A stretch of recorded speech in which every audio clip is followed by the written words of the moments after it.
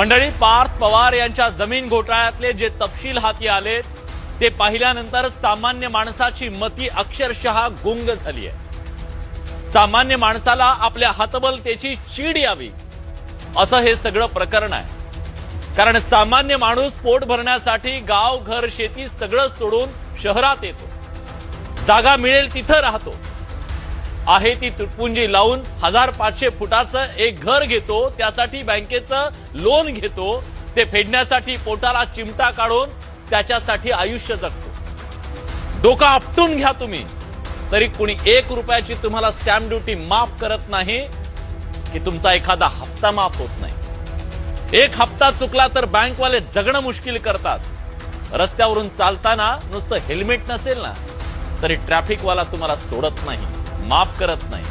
आणि हे लोक हातोहात सरकारची 1800 कोटींची जमीन हडप करण्याचा प्रयत्न करतात। या लोकांना जमिनी हडप करण्याचा भस्म्या रोग झालाय असं म्हटलं तर काय चुकलं सांगा। 1800 कोटींची जमीन 300 कोटीला खरेदी केली असं दाखवलं, तीही फक्त कागदोपत्री। 300 कोटी तर दिले नाहीतच, पण त्या व्यवहारापोटी 21 कोटींची जी स्टॅम्प ड्युटी होती, जी सरकारला भरायची होती, तीही भरायची यांची दानत नाही। तिथेही लबाडी करून माफ करून घेतली, म्हणजे 1800 कोटींची 40 एकर जमीन फक्त 500 रुपयात हडपली। सगळं काही फुकटात लुबाडण्याची ही काय मानसिकता असेल? हे एवढं प्रकरण नाहीये। पार्थ पवार यांच्या अमेडिया कंपनीनं पुण्यातल्या कृषी विभागाची 15 एकर जमीनही हडप केल्याचा आरोप होतोय आणि त्या प्रकरणात 9 जणांवर गुन्हा दाखल करण्यात आलाय।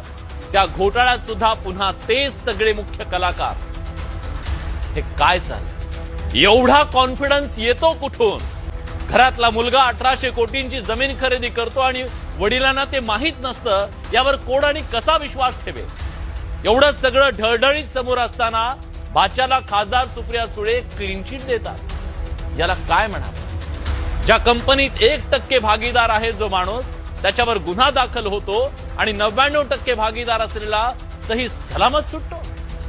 यंत्रणेला त्याचा काहीच गुन्हा वाटत नाही। म्हणूनच आज प्रश्न विचारतोय की पार्थ पवार यांना वाचवलं जातंय का?